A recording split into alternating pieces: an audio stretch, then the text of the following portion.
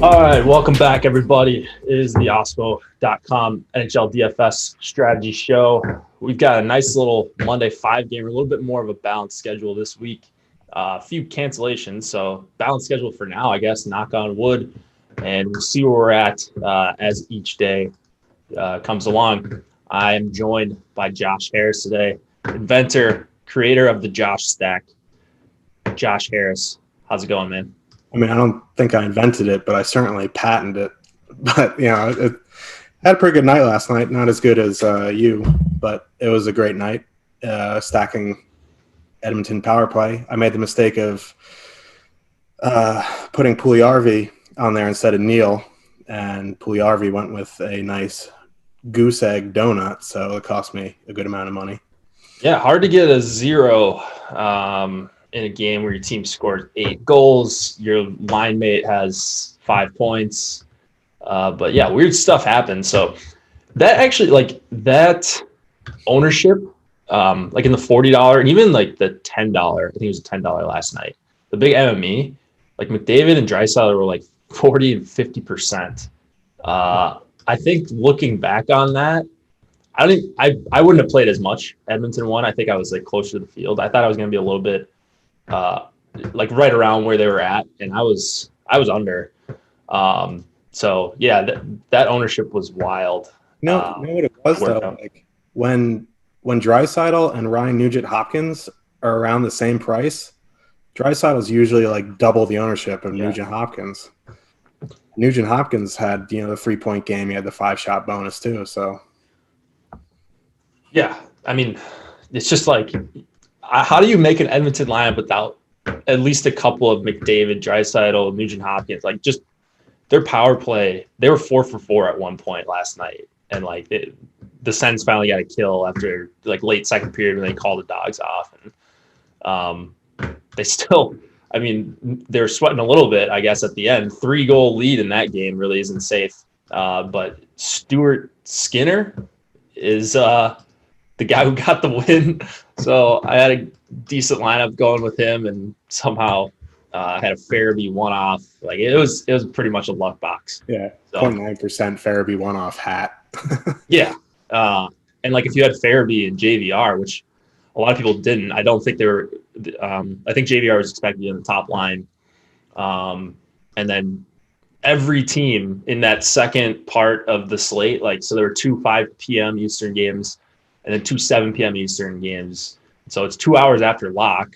A bunch of your players already locked, played a bunch of lineups, and then every single team had changes in that second round of games. So it was really weird. I mean, I think a lot of lineups just didn't have the correct combos because it was nearly impossible to swap in time. And FanDuel's lock was right at 7 Eastern too, so I was trying to do that, and yeah, so I ended up with a couple Farabees and James Neal double dong, PP2 double dong. Pretty lucky all the way around, but yeah, it was a good night for us and some people in Slack. What's that? News has been crazy the past few nights. It's like NBA. You gotta be like locked by your computer during these warm-up skates because there's been changes in almost every game the past few slates. Yeah, it feels like even more. Like the first week or so, it seemed like everything was pretty calm, and then recently, I agree. Like it's just been there hasn't been like one like lock at 7 Eastern with a bunch of games where nothing's happened. Like you basically. It's going to be the same thing tonight. 4 of the 5 games are at 7, and then the last game's at 8. So it's kind of like a turbo slate, and it's not like 12 games, but like 4 games with news, you're still going to have to scramble if you're 150 max. Good part about that, though, is if you're making a bunch of lineups, FC's going to be moving pretty quick. So should be able to get your crunches in 10 minutes, I would think, at most, depending on how many lineups you're trying to get out there. But a lot of options on this slate. What do you think about this one tonight? Excited to play?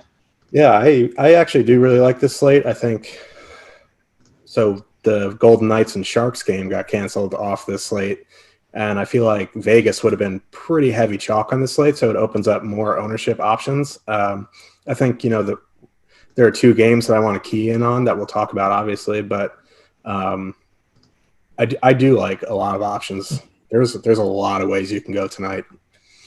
Yeah, tons of options. Eric Hoffman in YouTube chat just gave us a $25 super chat. I think he's gotten 3 straight showdown takedowns. He says going for a 4th straight day of a showdown takedown. Thanks for all the info, fellas. Appreciate that. He's a regular in Slack. Very good player and has carved out a niche in showdown, just printing money over there these last few days. If you find something you're good at, stick with it. That's what you got to do. Yeah, absolutely. Like hockey's already niche enough, and then showdown where like the prizes aren't huge, they're not going to attract a lot of the top players. I don't think. Like I never see like Alex, for example, or any of these other top players that you think of when you think of like the best DFS players in these showdowns. So if you can grind that out, you can make some serious money if you're good at it. So don't be afraid to play those late slates.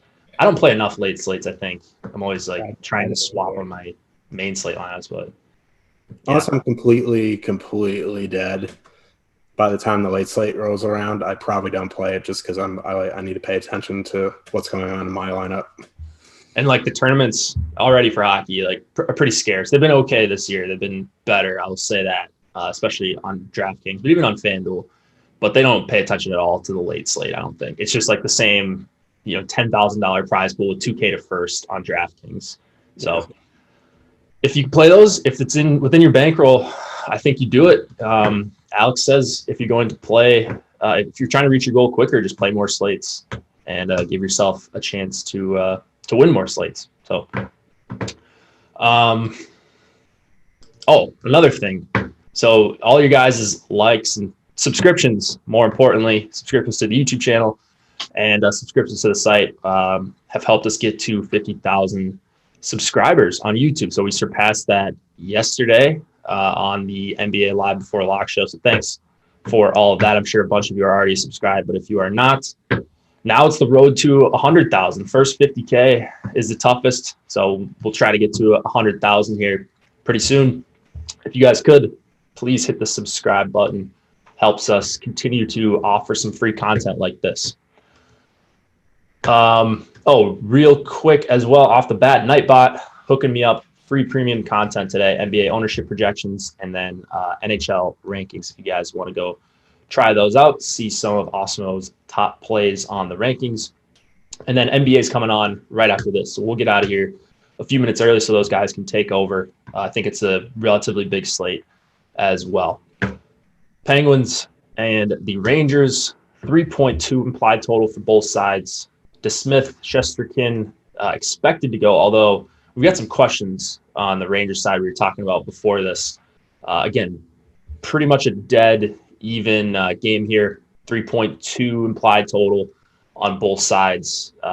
Could be Kakko on the second line with Strome and Panarin. Not exactly sure how that's going to go. We think we've got confirmation on the top line for the Rangers, Banjed, Vucinovic, Lafreniere. And then on the Penguins side, seeing some healthy ownership over there. You're also seeing some healthy ownership on the Rangers, top line specifically. So where is your heart on this game? Because it's really interesting looking at ownership projections. Yeah, so just a couple of housekeeping notes on this game. Letang is out, so it moves min price John Marino to power play 1 for the Penguins. And then Colin Blackwell, who was on the Rangers' second line with Strome and Panarin, he left the last game injured, and Kakko took over at the start there, but Kreider did see a lot of time there with Panarin and Strome. I know Dan Quinn is speaking at 5:30. I would be a bit surprised if he gave out his lines. We'll probably have to be around for warm-ups, obviously, but the only one that's really confirmed is that top line. Also, Tony DeAngelo, Tony D Insurrection, whatever you want to call him, not in the lineup, got waived. Jack Johnson's still out, which is nice, but the third pair is now Brandon Smith and Anthony Bietto, so that's just miserable. But getting to the DFS side of this game now, so I was looking at the ownership projections, and the first thing that I noticed was the highest owned player on the whole slate on our first round of ownership projections is Mika Zibanejad. And the last game the Rangers played against the Penguins, which was, I think, a couple days ago, either Saturday, Friday, whenever it was, it all blends together. The Rangers did, for the most part, hard match Mika the Zibanejad line against the Crosby line. So for me, that's a big no for me. I that takes my interest in the Rangers top line down a lot at 5-on-5. But I mean, from the Rangers side, if you want a power play stack, I think this is a decent opportunity to power play stack. The Penguins are without Letang. They're starting Casey DeSmith in net. But from 5-on-5, I think for me, the Rangers' second line is where I want to go against, or who I want to use. You got Strome, Panarin. They don't correlate on the power play anymore. But if you do see in warmups that Chris Kreider gets moved up to that line, he's only 4,000 and on power play 1. You can going against the Malkin line, I think that's where I want to be for the Rangers. And on the Pittsburgh side, I think this is a good spot for the Crosby line. The Mika Zibanejad line isn't, great defensively. Mika Zibanejad's a good two-way center, but Alexis Lafreniere is 8-9 games into his NHL career, so he's still a prospect. Pavel Buchnevich is coming to his own for sure, but this he's not the best best defensive winger. So for me, Pittsburgh won for sure. They're all fully correlated on the power play. Now you don't have to add in Letang, who's usually around 6,000. You can get the discount with John Marino at 2,500 power play 1, playing probably over 20 minutes for sure tonight. Yeah, he played 26 minutes, I think, last game is what I saw when I clicked on his player page on FC. So, yeah, he's going to play a bunch, top power play. I still think he might be one of the more interesting parts of this game because we're showing 15% ownership for defensemen. That's pretty high, especially if you're that cheap. Usually guys don't get that popular, but I think everybody knows you can play a min-price guy with Pit 1 or your Pit power play stack. And so what I'm going to do probably with Marino is just make a rule that if I play him, I'm going to play Pittsburgh. Otherwise, I'm just going to go somewhere else at 1/15 of the ownership with another min-price guy and use those guys as one-off. K'Andre Miller, another guy that you could go to at 1/3 of the ownership as a pivot off of Marino. So a couple min-price guys on the blue line that I think are solid options. We just got an ownership update, so I'm refreshing everything in my sheet and on FanDuel, I guess these guys are really popular too, but Pittsburgh went up a little bit. Rangers went down a little bit in the ownership that I'm seeing. Still Mika over 20%, so it's going to be popular on both sides. I guess it's really important to watch line rushes for this game. If you're considering playing the Rangers and just swap to the correct lines, that's the best advice I've got here is just make sure you're playing the correct lines or power play stack the Rangers because they've switched up their lines a ton in the early part of the season trying to find something that works. Don't necessarily want guys that are going to spend the entire game against Crosby, especially when they're popular in Zibanejad. So I'm looking to go under on the Rangers unless something really weird happens at warmups. And then I'm going to be around the field on Pit 1, but that ownership, there are a bunch of good options tonight. And so I get that they're everyone's favorite, but I don't think I'm going to be going crazy on Pit 1 here. Anything else in this game? So Georgiev took a maintenance day today, so it's probably going to be Igor in net. But okay. Goalies in this game are kind of iffy. This is one of the higher totals, if not the highest total on the slate. So, I mean, if you want to, just correlate, if you're playing Rangers, you want to play Igor, that's fine. You're using Pittsburgh, you want to use Casey DeSmith, that's fine.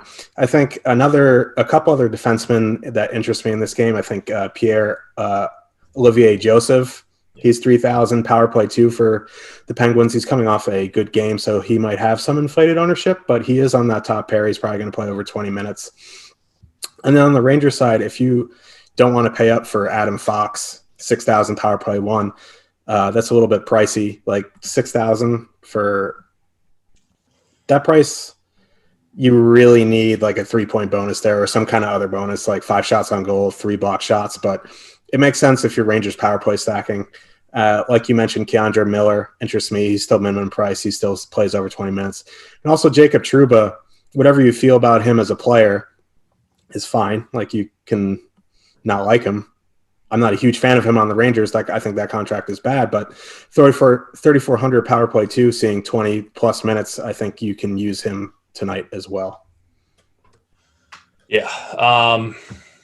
I mean, there is like a lot to like here from just a projection standpoint, but from an ownership standpoint, it's kind of just fairly owned, except I think I disagree with the Rangers being one of the more popular lines tonight, and the top stack tool doesn't really love them. So I'm feeling a little bit better about going under on the Rangers here. So if Mika Zibanejad is going to be 20% going against Crosby, I would be way under the field there. If I was like 20 maxing, I would definitely have a one or two lineups with like a Rangers power play stack with Mika Zibanejad in it. But like from a 5-on-5 perspective, going against Crosby at 20%, I would want to be way under the field. Agreed. I like going to the Rangers second line a little bit better, or just power play stacking if you are going to play the chalk and hope to get a bunch of opportunities, because Mika's a good player, good price for him, but the matchup at 5-on-5 is just going to be really tough against Crosby, and a Crosby line that has been really solid at 5-on-5, as basically he and his line mates always are. So keep an eye out for ownership on this game, and keep an eye out for lines on the Rangers side specifically, or we might get some notice about what they're going to do in about an hour and 15 minutes or so. I like the Trouba call as well, 3,400 there.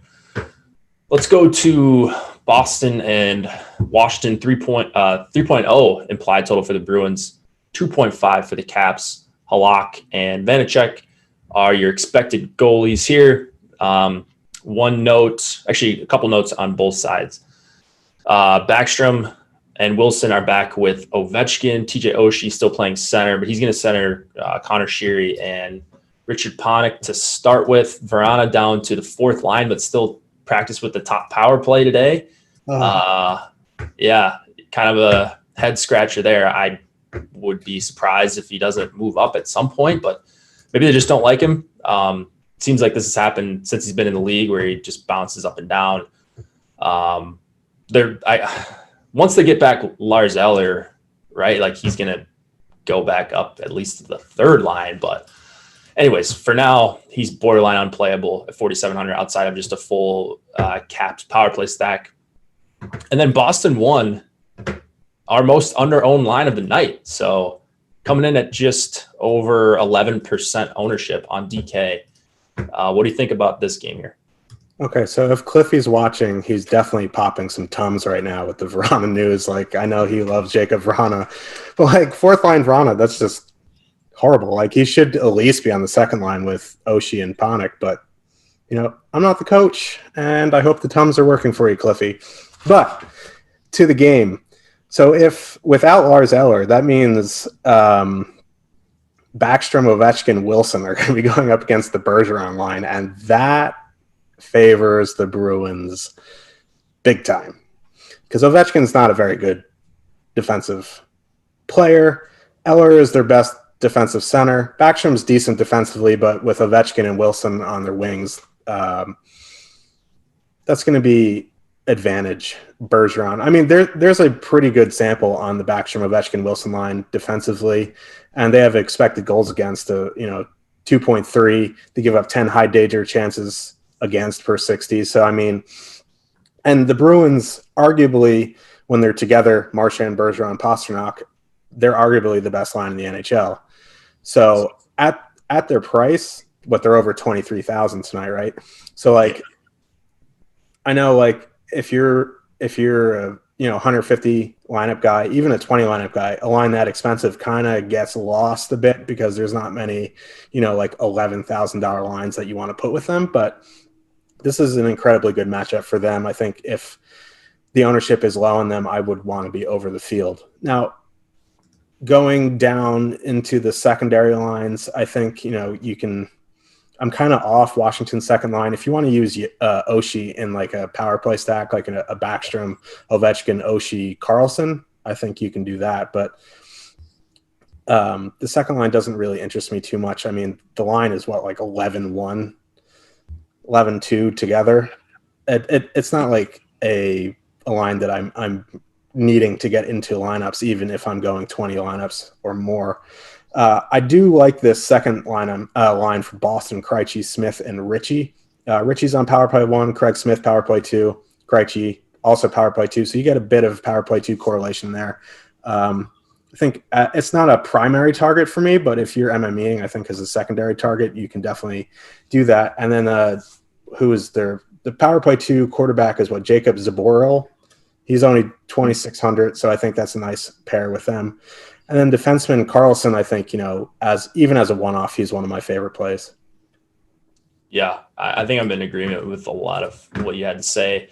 So the problem with Boston 1, as it always is, especially on a short slate, like you don't have these second lines anywhere that are going to be at like 2-3% ownership outside of maybe Washington, because that's not a second line. That's great. And I don't love the game stack, especially with Connor Sheary and Richard Panik and Oshie not playing a position he's used to playing. So there's just like, you're going to have to get really deep into some third lines and probably not fourth lines, but I'm finding enough third lines that I think are reasonable plays to pair with Boston 1, or like some power play stacks or something like that, and going like Bergeron, Pastrnak, Marchand, or something, some two-man combo of those two that I'm getting to over the field on Boston 1, which I like.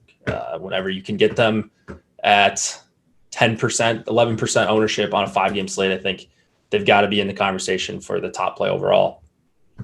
Backstrom, Ovi, and Wilson, while they project pretty well for us on a raw point basis, their matchup's going to be difficult if they're going to see extended time against Boston 1. Do you have them seeing time against Boston 1 here? I can't remember if you said that. Yeah, I would imagine they're going to be. I don't know if the Capitals fully hard match, but I would imagine most of the time that Boston's out there, they're going to see the Backstrom line. Because they've been throwing out the Dowd, Hagelin, Hathaway line against opposing top competition some. I noticed when I was looking through today. Yeah, I did notice that too. When I was running through my stuff, I found that as well. And then I was looking at AD's line matching sheet, and he has the Backstrom line going up against the Bergeron. Pretty much hard match. It seems like a spot where you probably don't want Dowd against. If it's Dowd, like it's the same thing. It might actually be worse. But yeah. So, it's just another tough 5-on-5 match. Like we were talking about with Zibanejad, Backstrom, Ovi, and Wilson. Not the strongest line at 5-on-5 in their time. In limited time this season, they've been really poor at 5-on-5, but that's like 20 minutes. So it's like a game and a half for them. So I wouldn't, they're not terrible, but I was getting to a lot of them. I think I'm going to manually just pull that back. I don't feel comfortable being over on like the full Washington 1 stack. But again, if it's Ovechkin, so if you want to power play stack the Caps with their 2.5 implied total, by all means, I'm going to allow for some of that, but I don't think I'm actually going to end up getting to it once I make my final cuts on my lineups. Yeah, there's always that danger of short slate Ovechkin. He gets like a goal and assist and like 12 shots on goal and just like kills it at 30%. But I don't think he's going to be 30%. But you can have like a mini of like Ovechkin, Carlson, something like that. It's expensive if you find some like lines in the mid range that you like, just because of the power play. But 5-on-5, there are better days to attack that than going against Bergeron. Yeah. I'm looking at I actually did get to a couple full Washington power play stacks, and maybe you just hope this game shoots out and they get a win here. And, you've got some leverage against the field on Boston 1 if they don't go completely nuts. Vanacek is fourth line Vrana hat trick. Yeah. So I'm actually, he's at like no ownership and he's 4,700. So he moves up, right? I would think so, but they seem like they hate him again. So who knows? It's hard to tell what these coaches are going to do, especially now when the beats can't even report the lines half the time. So McAvoy 4,900. He's He's a guy that I might have in some one-offs, but I really prefer to play him in Boston 1 stacks as much as possible. But he's not really a guy that takes a ton of shots. He does block shots, but he's going to play a bunch at Boston 1 with Boston 1. So he correlates to them at 5-on-5 and the power play. And then Carlson at 6,200. There's a decent amount of expensive defensemen that I'm interested in tonight. Carlson is right now, let's see, 1, 2. He's third for me. So I'm fine one-offing him. Although I like what you said about the Carlson Ovi two-man there. That's a pretty good two-man. Seems like they could hook up for a power play goal in pretty much any matchup. Anything else here? I mean, goalies, it's kind of tough with goalies tonight. So, if I'm using Boston, I think I'll use Halak. Vanacek could be a leverage play, but it doesn't seem like Boston's going to be getting a lot of ownership. So I'd probably just stick to using him if I'm, going Capitals. I mean, goalies tonight, I think is just it's unless there's something you really love, like a Markstrom or something like that, coming off a big shutout against the Canadiens. But like, if there's a goalie you really like, go for it. But I think for me tonight, it's going to be a correlation in net. Oh, music to my ears. I love me some correlation with as many lineups as I can. Then I can't tilt goalie as much. So just root for the stack to go off and hope your goalie doesn't give up 5. But even if he does give up 5, I guess things can still work out. You just got to find the scrub on the third line who gets the hat trick. I didn't realize running out of outs here for not winning. Yeah, Farabee. He's 20. Is that right? Yeah, he's young. I feel like he's been in the league for a couple years. No, I think I don't know if he was considered a rookie last year, but he was up for them last year. All right, maybe it just seems like a long time ago because it was pre-COVID and things were a lot different when I first started playing him a little bit. So I was like 18 when COVID started. Now I'm like getting AARP stuff in the mail. Exactly. All right, let's go to the Preds and the Lightning. 2.5 implied total for the Preds, 3.2 for the Lightning. Jussi Saros and Andrei Vasilevsky, your probable starters here. Less probable for the Predators. They've switched off a little bit between Saros and Rinne. Not sure who they're going to go with here, but 7 p.m. game, so we will know before lock, which is nice. These two teams just played a couple nights ago. Cliffy and I both liked Tampa 1, and they didn't do a whole lot. Hedman was solid. I think they got a goal or 2, but they weren't really correlated goals for Tampa 1, so a little bit disappointing last time out. I'm looking to go back to them as much as possible. Where are they ranking for you, this Tampa 1 stack? Yeah, they're up there for me because if you look at the matching, how they did that last game, the point line saw a bunch of the second line, and that's beneficial to Tampa Bay 1. I think obviously it doesn't take a rocket scientist to know that the Nashville Predators' best line is the Johansson, Forsberg, Arvidsson line. So not that, at this point, they've been playing bad this season. I don't know what it is. Could be any factor, really, but like point going against them, it wouldn't scare me away. But point going against Duchesne, Granlund, Nick Cousins, power play 2, Nick Cousins line, really it is putting me on Tampa 1 here. They saw their ownership last game. They were under 5%. I don't think you'll get them under 5% again, but this is still a great spot for them. They are a bit pricey, kind of like Boston 1, but like with Boston 1, they're 3 great players, and you don't really want to leave one off if you can help it. This is a situation where I think you can get a little bit different. Like if you don't want 5,100 Palat and you want a power play stack, I think you can go Point, Stamkos, Killorn, which will save you $1,000 if you need the savings with Hedman, something like that.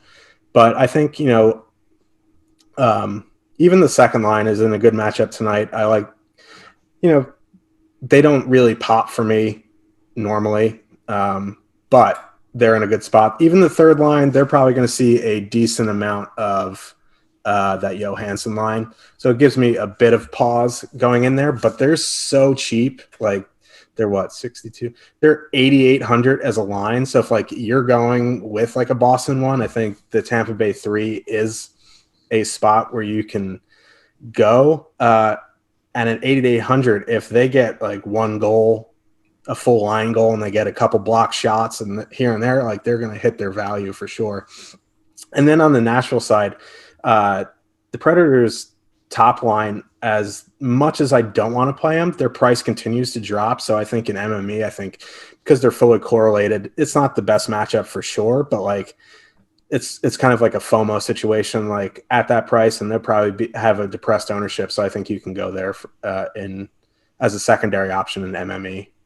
You know, off the top of your head, I just thought of this right now as you were saying Nashville won. Do you know off the top of your head where they ended up at on Saturday? I'm trying to go back into my contest and look. It might just be quicker to go to FC Pro lineup study and figure this out. But I know we had them projected for like 6 or 7% ownership, and it was an 11-game slate. And I just want to see if we were close on that, because not to extrapolate between slates, but yeah. I know you didn't play. I didn't play much of them either, but we had a pretty high projected ownership. And yeah, but I know that I just looking at their prices have dropped since the last game. So I think their ownership may get bumped up a bit just from a price and power play one perspective. Yeah. Because Johansson, for as little as he does, he's still 3,600. Arvidsson's under 5,000, and Forsberg's only 5,200. So I mean, like, that's a spot where it's like, if they get 2 goals, like they may end up on the optimal lineup. It's a bad matchup. Oh man, yeah, it's just an ownership thing, and like Tampa's such a bad spot to go in. They're not such a bad spot, but they're not a very good spot. It's weird with like Tampa though, because like they won the cup and they're like, oh wow, there's some powerhouse, but like they're not great defensively, and their goaltending has been spotty at times. Like even though Vasilevsky has been very good, I mean like they can give, like I wouldn't be surprised to see it like I don't think it's going to be like a 6-3 game, but it wouldn't shock me to see like 7-8 goals in this game. Yeah. All right. Well, I don't know what I'm going to do with Nashville one. I'm going to check their projection again and see if they need to come down in projection or something. Maybe that'll make their ownership go down a little bit. But yeah, they were like 4 or 5% total. I'm looking at from a couple nights ago. That was an 11-game slate. So I think, we're still going to be close here if we're overshooting it a little bit and they're 8% or 7%. Yeah. I still think that's kind of too high. Yeah. I mean, if I was doing 20 lineups and they're projected at 10%, I'd either go with them in 1 lineup or 3. Like I wouldn't be a little bit under, a little bit over. Yeah. I wouldn't want to be at the field with them. Okay. I think I'm right there with you. I'm probably I'm going to have pretty much every top line and probably most second lines on this slate in my 150, but I'm not looking to target them in the higher, like the smaller entry max stuff, the $40 or whatever, the $333 or anything like that. So they're okay for a filler line. I just worry that I'm going to get good projected lineups with Nashville one, but ones that are pretty heavily duped. It's a 5-game slate. I'm really keyed in on ownership. I want to be as close as possible when I'm projecting this kind of stuff. And so 8%, 9%, whatever it is, seems a little bit too high for me. And I kind of hate the spot for Nashville all the way around. I can't stand playing them outside of their defenseman, Yossi and Ellis. If you want to play Fabro at 2,700, that's fine. But another thing with Nashville is like you want to play them at home in a matchup that benefits them. Like on the road, they couldn't even get there against Chicago. Yeah, that's the thing. Like they've been bad this season, but like on the road against the team that won the Stanley Cup is just, regardless of how possible it is to score on Tampa, it's just not a good spot. Yeah, 2.5 implied total. Although I said it's fine to stack the caps with a 2.5 implied total, so kind of talking out of both sides of my mouth here. Yeah. I love the third line for Tampa. I'm right there with you. Coleman specifically, 3,100. Coleman, Yanni Gord, 2-man. The full line I think is very good. this is how I'm going to get extra exposure to like a Boston one or some of these expensive power play stacks. Dare say it, the Josh stack. You can go Palat, Point, Stamkos, Coleman, Gord, and Hedman. That's pretty good. Yeah. I might mix in some Josh stacks tonight. It's short enough slate where I think it's. I did it the other night. It ended up being pretty successful. I think now anyway, like it's kind of evolved into the power play stack. Not that it was my idea, but like there are players way smarter than me. Or like, why would you go 6 when you can power play stack the team? But I mean, like if you need the 6th, like if you need like a 2,600 Barclay Goudreau to help the fit, obviously you put the 6th person in. Yeah, absolutely. I like that idea tonight. Hedman at 7K. He's going to be on a bunch of my Tampa 1 lineups. I'd like to get to more of him, but I'm only getting to about 20% of him right now. I'm getting to about 30% of Yossi. But we've got him projected highly, high ownership as well, because you can fit him if you're not going to like a Boston 1. Like just depressed price for Yossi. He hasn't been that bad that I remember. He's been pretty consistently solid. So this is one of the lower prices we've seen on him in a couple of years. So I'm interested, obviously. And then Ellis as well, 5,100. You can go with the double D stack, Yossi and Ellis. Corsi favorite right there. Matthias Ekholm's prices dropped. He was like 4,000 a few games ago. He's 3,100 now too. I think I'd rather find the 400 for Ekholm than Fabro if you're going to go down there. And then like on the Tampa side, like other than, I mean, if you need like salary savings, like 3,000 Eric Chernak is okay. I'd rather play him than Sergachev. Like Sergachev doesn't really, he seems like he's kind of power play dependent to me. So like I'd rather get the Perifs from Chernak. Mm-hmm. But if you want to play Sergachev for that power play too, that's cool too. Yeah, I like Cernak, saving a little bit of money on Sergachev, because I was getting to a bunch of Sergachev, but a little bit cheaper, a little bit less owned. Obviously, doesn't get the secondary power play time, but it's not really that important. Secondary power play time on a team like Tampa with such a stacked top unit. So I don't worry about PP2 guys too much unless they're just good at getting peripherals. So just really prefer the Tampa side, all 3 of the top lines, getting to about just 10% of Tampa 1. So a little bit more Boston 1. My exposures are really flat right now. I think some of these lines are going to work themselves out a little bit once I start limiting some of the lines I don't want to play, like the Washington ones and such like that. All right. Before we get to the next game, again, we have free premium content going on today. NHL rankings, if you guys want to check those out, Nightbot has you hooked up in the YouTube chat. NBA ownership projections as well. That show coming on in about 20 minutes, the deeper dive, and then live before lock. Those guys do an awesome job. So if you're playing NBA, you've got free ownership projections today. Or you can join us, get all the tools on the site with an Awesemo Plus Platinum weekly membership, $29.95.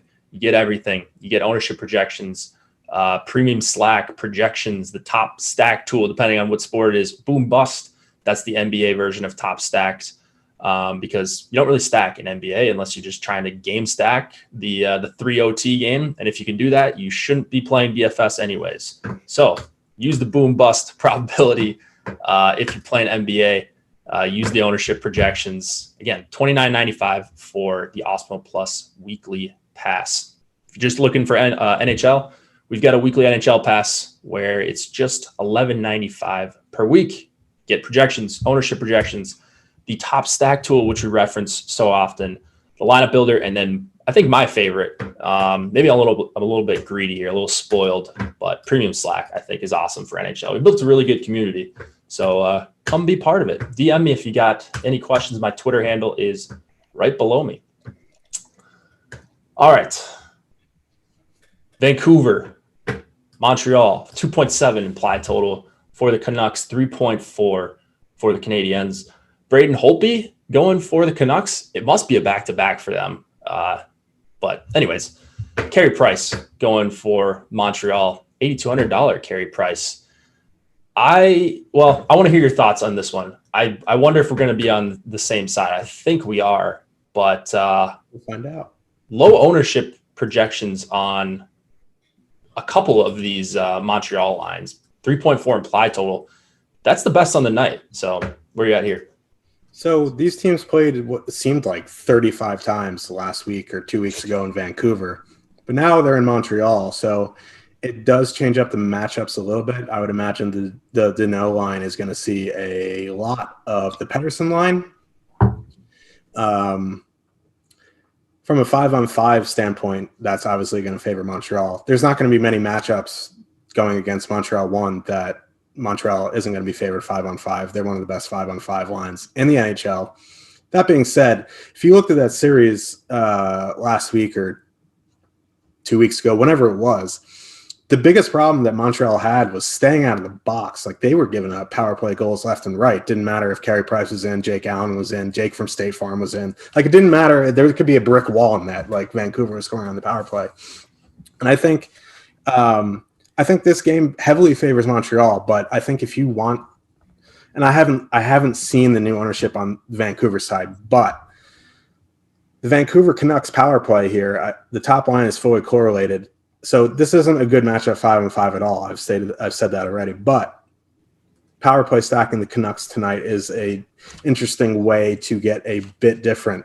That being said, 5-on-5, Montreal 1, very interested in. Montreal 2, as long as Josh Anderson's in, I think he missed with practice with flu-like symptoms, but didn't test positive for COVID. So he's, I think, questionable or probable for tonight. Well, he was with the team this morning skating. So, I mean, I should probably test him again just to make sure. But hopefully that's another negative. Otherwise, we could have another Dallas Stars situation on our hands. But, I do like that second line. And I also like that Montreal third line. Tyler Toffoli's still getting – he's almost 6,000, but, he's seeing power play minutes. Corey Perry is Corey Perry, but, he's actually been decent, in a small sample. So solid guy. Corey Perry. Yeah, Saul's boy, Corey Perry. But, so for me, if I was ranking this, I think I would want some action on – I'm a sucker for Montreal 1. I just love them 5-on-5. No one plays the no. He's 3,400. I put him in there and just hope he's the one who scores. I've been light on Montreal 2 this season, and it's been burning me. And it kind of feels like a situation where I don't want to get onto the bandwagon right now, but I still think they're a great play. And if you need a cheap filler, I think Montreal 3 is a good play too. And then on the Vancouver side, from a 5v5 perspective, I think if I was going to go to a line there, it would be the second line, Pearson, Horvat, Hoglander, and then, the top line as a power play stack. I'd do that, but I would definitely want to do that with Quinn Hughes. And that's a bit pricey, so maybe ownership on them goes down a little bit. Yeah, I'm going to get Vancouver out of the way here. Yeah, brutal 5-on-5 matchup. Montreal, all their lines have been just crushing 5-on-5. I think they've played a couple of times against Ottawa, I want to say. So maybe those, we saw Ottawa last night against some real players, and they just are terrible. So I think Montreal's played Toronto, though, and that's a team that can definitely hold their own at 5-on-5. And so I'm not that worried about the strength of schedule matchup for them. I think they're really awesome at 5-on-5, all three lines. So I'm interested in all three Montreal lines. Just quick going back to Vancouver. If I'm stacking a full line on even strength line, often it would probably be the Horvat line. I'm still undecided about how much of them I actually want. I think Montreal's going to run them over here. I thought Winnipeg was going to do something similar to Vancouver the other night, and it was the same thing. They had a high implied total. I was heavy on Winnipeg. They were popular, and they did absolutely nothing. They scored one goal. So a little gun shy after that, but I can't even choose a favorite Montreal line. I think, especially when you factor in the ownership, the top line getting some, second line not getting much, third line getting some, but they're playing the best third line. They'd be a really good second line right now. It's only 40-minute sample for them, but Toffoli's been crushing, and Perry's been okay. Kotkaniemi's been solid as well. So yeah, I just really love Montreal. They're my favorite team tonight. The problem is just if I was building one lineup, I would end up on Montreal, I think, but I have no clue who it would be, like which of their three lines or whatever, because I don't really love them as a power play stack either, which is weird, but they're just so split up on the power play and they play two units like Gallagher and Tatar on their second unit.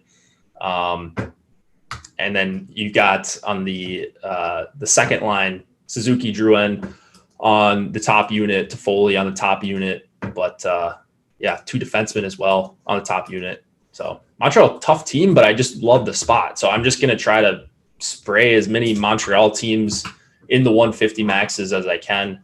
I'm going to keep it under control. I'm not going to have like 70% Montreal, but I'm going to have a lot of them for sure, all three of their lines. And then going back to Vancouver quick, Hughes plus Vancouver power play stack, or maybe some of the Horvat line is how I'm playing them, but I don't think it's going to be a whole lot of them. I talked forever there. Anything else you got here? Just from a defenseman standpoint, if you're going to use that Montreal top line, I think you use Alexander Romanov with them. His price has come down a bit at 4,300. He sees power play time with them. And if you're using Montreal 2, they're on the quote-unquote top power play with Toffoli and Weber and Petrie. I think I'd rather go Weber at 5,600 than Petrie at 6,100. And then if you're going to use the third line, I think I'd use Romanov with them as well, because Perry and Kotkaniemi are both on the power play too. All right. Let's move it on to the final game of the night. Said Jets, 3 implied total for the Flames, 2.9 for the Jets. Markstrom coming off a huge shutout against Montreal. And then Hellebuck, 7,900. Both goalies expensive. This is the new thing DK is doing, I guess, where they're pricing the goalies appropriately. They're not relying as much on the win. So you're not really getting cheap options here. I think both are in play. And certainly for correlation, what do you like in this one here? Okay. So I need to break this down a little bit here, because the Winnipeg Jets split up their lines, right? So now it's Kopp, Scheifele, and Ehlers, and then Wheeler, Stastny, Connor. Now, the past few games, there has been ownership on Winnipeg too. Kopp, Stastny, Ehlers. And I would imagine most, if not all of those people are not playing that line for Paul Stastny.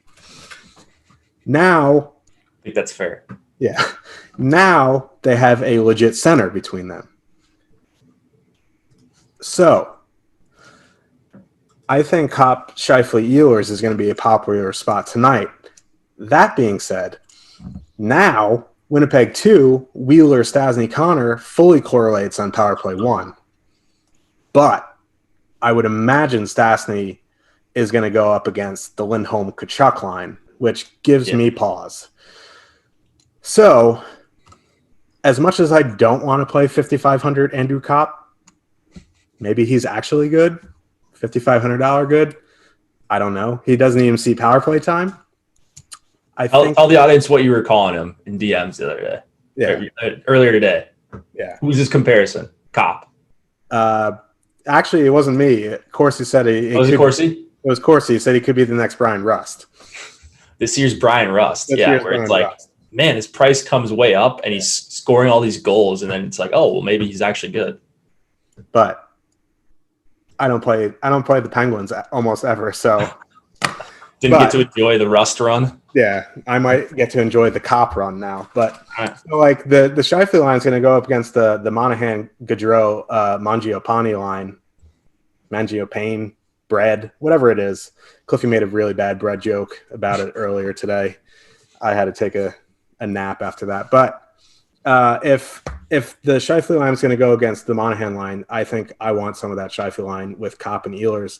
I haven't seen the new ownership on that yet, but I would imagine Winnipeg 2 is probably going to be a bit more popular just because they fully correlate, but the matchup isn't as good. So Scheifele for me, I think the Stastny line going against the Lindholm Kachuk line, I think it's an okay matchup for Winnipeg just because they're fully core in the power play. You want a power play stack, that's fine. But from a 5-on-5 perspective, I think I would want to go Kachuk, Lindholm, Dylan Dubé, however you say it. Rasmus Anderson's price has come down a bit. He's under 5,000 now, which I think is manageable. So if you want a power play stack, if you want to stack the top line with the power play quarterback, I think that's okay as well. Yeah, this is like the most frustrating game for me from a line matching perspective. We don't know how teams are really going to treat these two lines for Calgary when they're on the road. Like some teams are going to probably match up against Lindholm and Kachuk, like their best shutdown line against them. Some will go up against Monahan and Gaudreau. So I don't really have a ton of confidence as far as who sees who. This is the first time these teams have played, right? This season. Yeah. In Winnipeg, I believe. I think that's important, too, for this game being in Winnipeg because it allows Scheifele to get away from the Lindholm Kachuk. Yeah. And it gets Stastny on the top comp.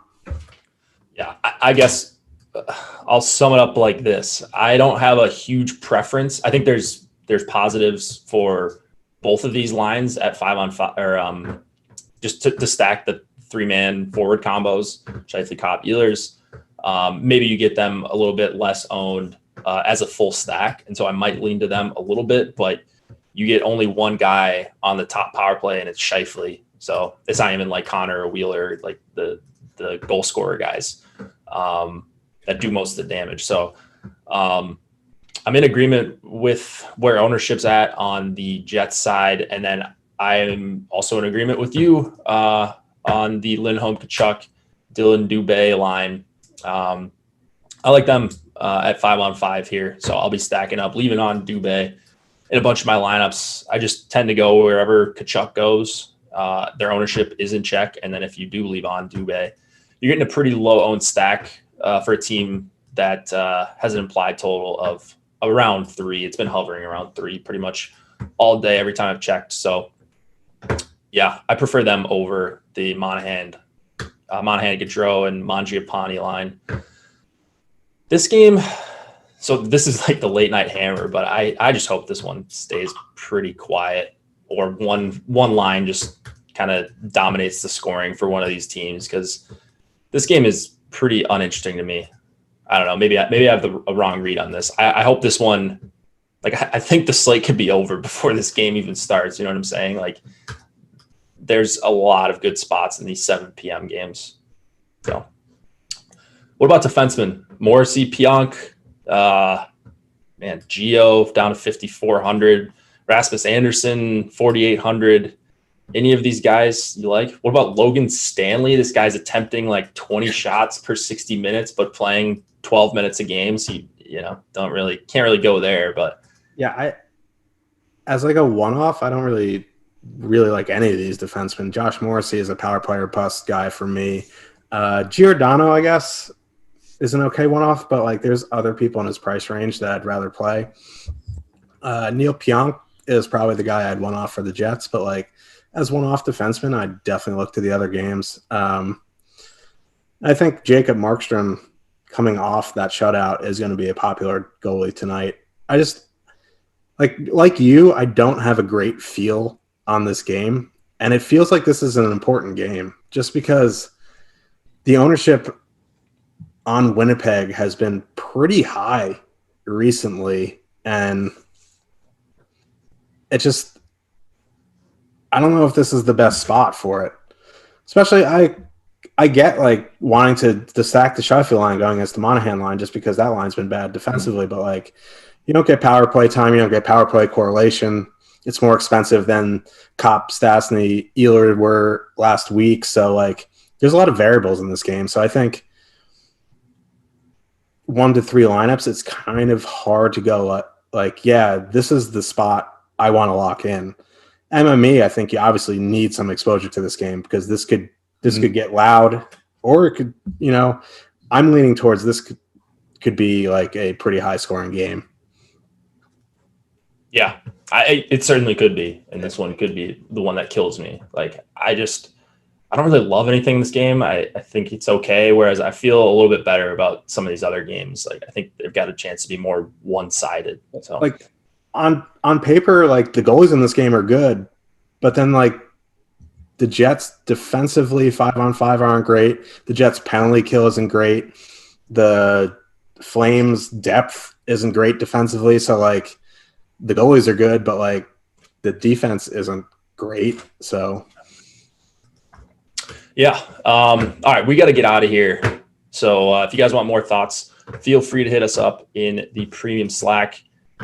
Really quick, we have a free week of Awesemo Plus giveaway going on for the 50,000 YouTube subs that we hit yesterday. So all you have to do is reply to your favorite NBA player with your favorite NBA player and Awesemo host to this tweet that I'm going to link in YouTube chat. I don't know how long this giveaway is going on, so just do it now. And hit the like on the way out, hit the subscribe so you know when we go live, and keep an eye out for those Rangers lines prior to lock. Good luck tonight, everybody, and we will have another show tomorrow. Pretty good week of games that we've got tonight, this week. So good luck.